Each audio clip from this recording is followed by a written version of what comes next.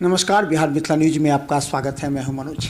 देखिए, जब भी कोई गंभीर विषय होता है जिस पे हजारों लोगों को फ़ायदा पहुंचता है, उस मुद्दे को लेकर के हम संबंधित डॉक्टर या विशेषज्ञ के पास आते हैं।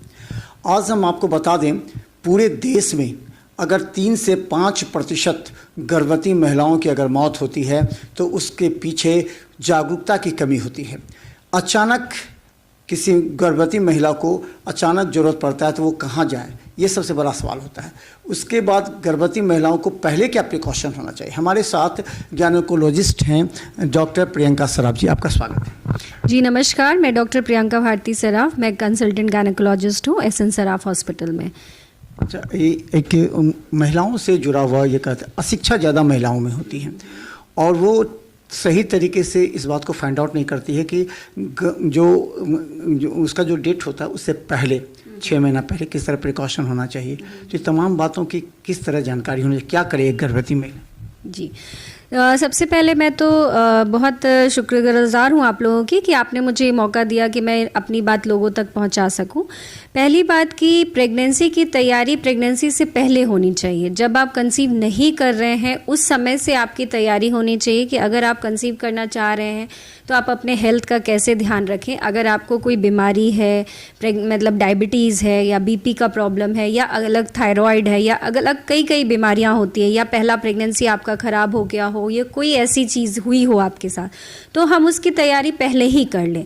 मतलब प्रेगनेंसी होने से पहले हम अपने आप को तैयार रखें कि हाँ, हम प्रेगनेंसी के लिए पूरी तरह से तैयार है, आहार से, अपने पूरे शरीर से हम पूरी तरह से तैयार हो, मेंटली हम पूरी तरह तैयार हों, तभी हम प्रेगनेंसी कंसीव करें। और कंसीव होने के बाद भी हम ये देखें कि हम जब कंसीव कर गए हैं तो हमें हर महीने में क्या प्रिकॉशन लेना है। हमें प्रेगनेंसी को हम 3 भाग में विभाग करते हैं, पहली तिमाही, दूसरी तिमाही और तीसरी तिमाही। दोनों मिलाकर 9 महीने की प्रेगनेंसी जो होती है उसमें हर तिमाही में अलग अलग प्रिकॉशंस होते हैं, अलग अलग दवाइयाँ होती हैं जो एक स्पेशलिस्ट के पास जाइएगा तो वो आपको प्रेस्क्राइब करेंगे। उस हिसाब से हमें हर तरह से तैयार करना होता है कि हमें क्या जांच करानी है, क्या इन्वेस्टिगेशंस कराने हैं, किस चीज़ों का इंजेक्शन, जैसे टेडवैक बहुत ज़रूरी होता है वो लेना है, वो हम लोग किस तरह का आहार मेंटेन करना है, पौष्टिक आहार लेना है, किस दवाइयों का सेवन करना है, ये सारी चीज़ों का अलग अलग महत्व होता है। तो उस पर हम सबसे पहले अपने आप को एजुकेट करेंगे किसी गायनेकोलॉजिस्ट से या किसी भी, हम आजकल तो सरकार बहुत सुविधा दे रही है, हर पीएचसी में, हर सदर में, आप किसी भी मेडिकल कॉलेज में जाकर हर दवाइयाँ आपको और हर जांच आपको फ्री में मुहैया। 70% महिलाओं को ये जानकारी नहीं है कि उसे डायबिटीज़ है या बीपी है, उसकी जांच के साथ उसका दवा चलाना उसके बाद। तो एक सवाल ये भी होता है कि देखा जाता है कि कई महिलाओं को होता है कि बहुत ज़्यादा जो है सो वो अल्ट्रासाउंड कराया जाता है, लोग कहना है। तो कितनी बार अल्ट्रासाउंड होना चाहिए पूरे इस पीरियड में, और उसका क्या साइड इफ़ेक्ट भी होता है। सबसे पहले तो, क्योंकि एक बहुत कॉमन सवाल है जो कि लोग भी हमारे से पूछते हैं और मुझे लगता है कि ये एक जायज़ सवाल है जो हर किसी के मन में होता है। तो सबसे पहले मैं ये क्लियर कर देना चाहती हूँ कि अल्ट्रासाउंड जो है वो एक साउंड वेव्स का रेडिएशन होता है, उसमें कोई एक्सरे रेडिएशन नहीं होता है। तो अल्ट्रासाउंड किसी भी तरह से माँ के लिए या बच्चे के लिए किसी भी तरह से हानिकारक नहीं होता है। हाँ, ज़रूरत से ज़्यादा अल्ट्रासाउंड की ज़रूरत नहीं होती है। पूरे प्रेगनेंसी में 4 अल्ट्रासाउंड बिल्कुल ज़रूरी होता है। सबसे पहला जो कि हम कहते हैं डेटिंग स्कैन, जो कि 11 से 13 हफ्ते के बीच में होता है। उसके बाद जो होता है वो एंटी स्कैन होता है, जो कि मतलब एंटी और एनवी स्कैन, जिसको हम लोग कहते हैं कि प्राइमरी एनोमली स्कैन, जिसमें हम लोग नुक्कल ट्रांसलूकेंसी यानी बच्चे के गर्दन के बीच में जो फ्लूइड जमा है वो, और नेज़ल बोन, नाक की जो हड्डी होती है वो देखते हैं, जिससे कई एनोमलीज़ का पता चलता है, और हार्ट का कंडीशन देखते हैं। एक 18 से 20 हफ्ते में एक एनोमली स्कैन होता है, जो डिटेल्ड एनोमली स्कैन होता है, जिसमें बच्चे का आँख, नाक, कान, आप लोग बहुत बार सुने होंगे कि क्लेफ्ट पैलेट या क्लेफ्ट लिप टाइप की चीज़ हो जाती है, होठ कटा है या जब मसूड़ा अंदर कटा है, या फिर उनके स्पाइन में कोई दिक्कत है, ब्रेन में कोई दिक्कत है, तो वो सब चीज़ें हम लोग डिटेल्ड एनोमली स्कैन में, उसकी अंगुलियाँ पूरे 10 हैं कि नहीं है, उसमें अच्छे कंडीशन में है कि नहीं, हाथ पैर सही है कि नहीं है, उसका हार्ट, किडनी, ये सारी चीज़ हम लोग 18 से 20 हफ्ते के डिटेल्ड एनोमली स्कैन में डिटेल से हम लोग देखते हैं। फिर एक होता है 28 हफ्ते के बाद ग्रोथ स्कैन। तो ग्रोथ स्कैन में हम लोग देखते हैं कि उसका जो ग्रोथ है वो अप्रोप्रिएट है कि नहीं, जो मतलब उसका जो मासिक का दिन है या फिर जो अल्ट्रासाउंड के हिसाब से डेट है वो जितना होना चाहिए वो उस हिसाब का चल रहा है कि नहीं चल रहा है, तो वो हम लोग 28 हफ्ता में करते हैं। दो कि चौथा स्कैन हुआ और लास्टली एक स्कैन जब प्रेगनेंसी में लेबर पेन लेकर आती है या पेशेंट को अगर कोई ऐसी दिक्कत होती है तो उस समय पानी की स्थिति मात्रा देखनी हो या बच्चे का पोजीशन देखना हो या उसका हार्ट बीट वगैरह अगर हमें स्टेथो से नहीं मिलता है तो वो चेक करने के लिए हम लोग लास्ट अल्ट्रासाउंड करते हैं। इतने मिनिमम अल्ट्रासाउंड तो बहुत ज़रूरी होता है। उसके अनुसार अब उसके बाद किसी प्रेगनेंसी को क्या ज़रूरत है उसके हिसाब से हम लोग और स्कैन्स भी कर सकते हैं जिसका बिल्कुल नुकसान नहीं होता है। हाँ, लेकिन ये भी है कि बिना मतलब का अल्ट्रासाउंड कराने की भी ज़रूरत नहीं है। कहा जाता है कि कई लोगों के दिमाग में है कि ज़्यादा अल्ट्रासाउंड कराने से एबनॉर्मल बच्चा होता है, बच्चे का कभी सिर बड़ा, कभी हाथ पैर उंगलियां, कभी चेहरे पर, ये तमाम बातें हो सकती हैं उसका। तो ऐसा होता है क्या? बिल्कुल नहीं, ऐसा बिल्कुल नहीं है कि अल्ट्रासाउंड की वजह से उनको कोई भी खराबी होगी, क्योंकि अल्ट्रासाउंड देखा गया है, ये साइंटिफिकली प्रूवन है कि साउंड वेव्स का बच्चे पे बिल्कुल कोई असर नहीं होता है।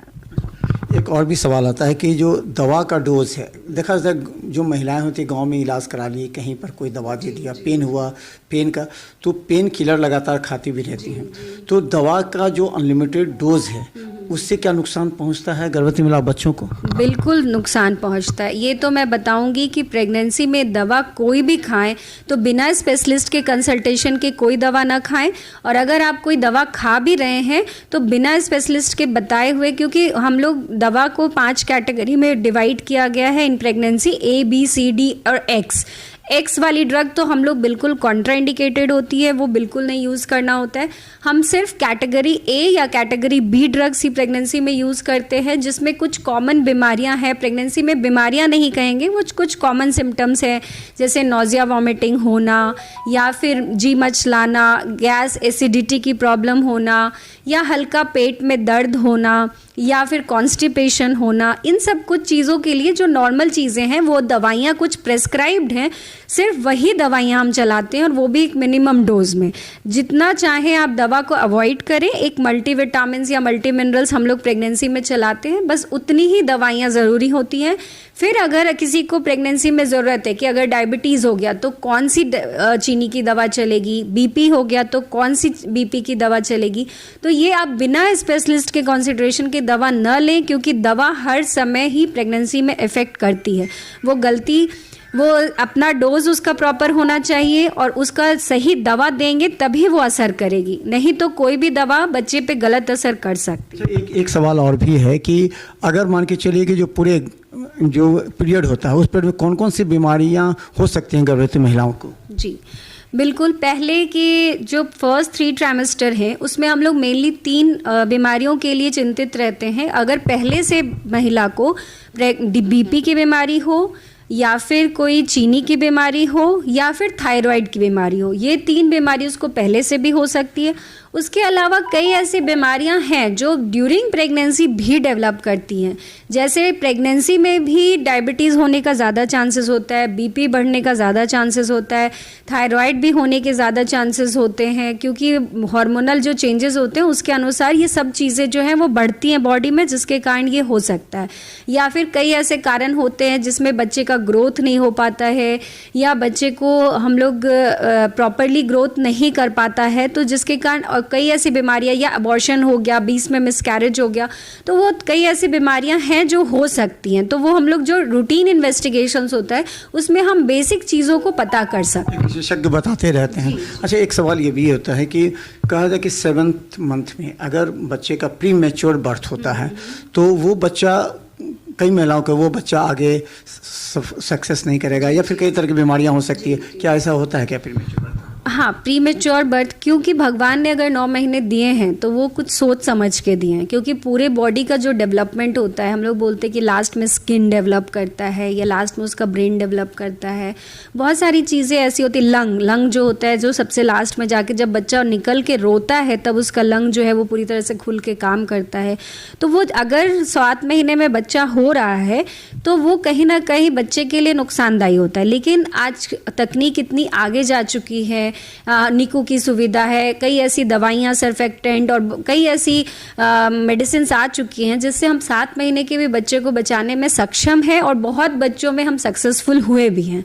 तो इसलिए दिक्कतें तो आती हैं, पर ऐसा नहीं है कि 7 महीने के बच्चे को नहीं बचाया जा सकता, हम उनको भी बचा सकते हैं। निकू में रख के 2 महीने का और भी जो उसका सिम्टम है उसको भी हम उसको बाहर में आर्टिफिशियल ग्रोथ कराते हैं, उसकी जो चीज़ रिक्वायरमेंट्स हैं, जिस चीज़ को डेवलप करने के लिए वो हम बाहर से प्रोवाइड करते हैं। तो एक अंतिम सवाल ये भी है कि कहा जाता है कि जब महिला का जब ऑपरेशन होता है उससे पहले उसका ब्लड जो है वो कितना ब्लड है, कितना आवश्यक होना चाहिए ब्लड, और अगर कब से उसको नज़र रखना चाहिए कि कितने ब्लड की कमी हो रही है, उस समय क्या व्यवस्था करनी चाहिए? जी बिल्कुल, ये एक बहुत ही अच्छा सवाल आपने पूछा है, क्योंकि ये हमारे खासकर बिहार में और जो पिछले मतलब गांव वगैरह से लेडीज़ आती हैं जो अपने खाने का, अपने केयर का ध्यान नहीं रखती, जिसके कारण उनका हेमोग्लोबिन जो होता है वो कम पाया जाता है।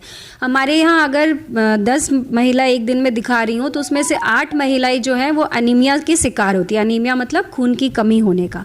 तो नॉर्मल हेमोग्लोबिन जो एक फीमेल में है हम लोग 11 तक मानते हैं।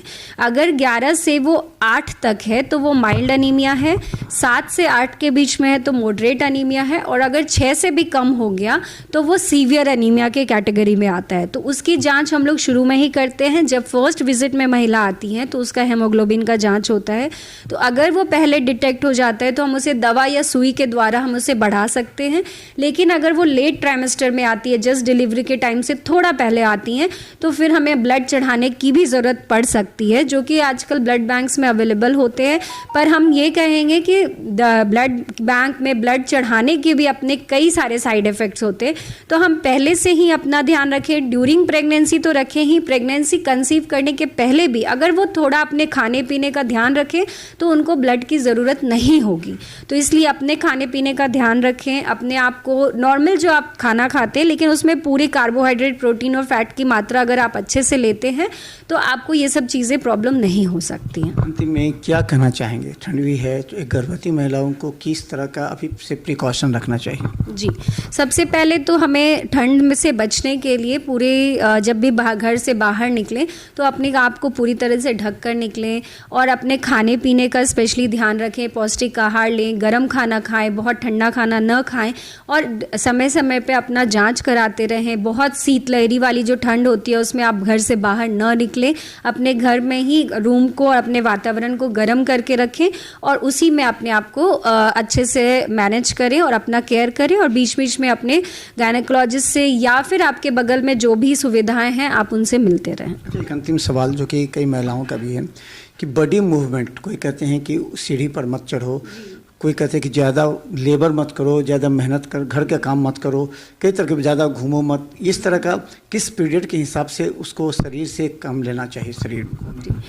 देखिए, ये इसमें तो मैं बिल्कुल इस बात के अगेंस्ट हूँ कि काम नहीं करना चाहिए प्रेगनेंसी में। प्रेगनेंसी में आप अपना पूरा काम कर सकते हैं, जो आपकी नॉर्मल दिनचर्या है उसमें आपको कहीं कोई डिफेक्ट नहीं है, कुछ महिलाओं को छोड़ के। अगर उस महिला में कोई ऐसी दिक्कत है कि बहुत ज़्यादा उसको उसमें अबॉर्शन होने के चांसेस हैं या कुछ ऐसी बीमारियां हैं, नहीं तो 90 से 95% महिलाएं जो प्रेग्नेंट हैं और कर भी रही हैं, हम लोग रोज़ देखते हैं कि लोग वर्किंग आजकल वुमेन हो गई हैं तो वो अपना काम भी करती हैं और साथ में प्रेगनेंसी भी रखती है। बस अगर आप अपने खाने पीने का समय पे खाएं और पौष्टिक आहार लें और अपना समय समय पे इलाज कराते रहें तो आप अपना नॉर्मल दिनचर्या का काम बिल्कुल कर सकते हैं।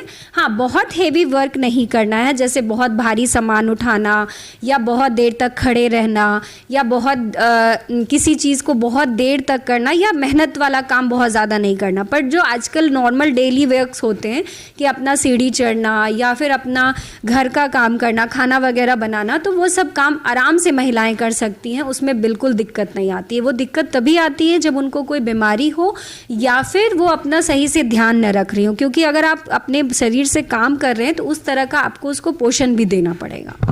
तो धन्यवाद। देखिए, एक गर्भवती महिलाओं के हम बता रहे हैं कि 3 से 5% जो कैजुअलिटी होती है उसके पीछे खुद उसके परिजन भी होते हैं।